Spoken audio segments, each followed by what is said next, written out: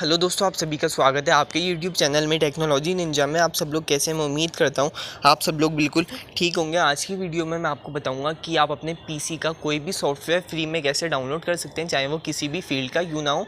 मैं आपको आज एक वेबसाइट के बारे में बताऊँगा जिससे आप अपने पीसी का कोई भी सॉफ्टवेयर फ्री में डाउनलोड कर सकते हैं। उस वेबसाइट पर, जो वेबसाइट मैं आपको आज बताऊंगा, उस वेबसाइट पर 90% सॉफ्टवेयर आपको मिल जाएंगे। 10% से भी कम सॉफ्टवेयर ऐसे होंगे जो उस पर नहीं मिले। मैंने आज तक जितने भी सॉफ्टवेयर सर्च करे हैं वो मुझे सारे के सारे सॉफ्टवेयर मिल गए। तो चलिए वीडियो को शुरू करते हैं। आज की वीडियो में मैं आपको उस वेबसाइट से एडोब प्रीमियर डाउनलोड करके, इंस्टॉल करके और उसको रन करके दिखाऊंगा कि जिससे आपको यकीन हो जाए कि उस वेबसाइट से क्या गया सॉफ्टवेयर हम यूज़ कर सकते हैं, वो भी फ्री में। तो चलिए वीडियो को शुरू करते हैं।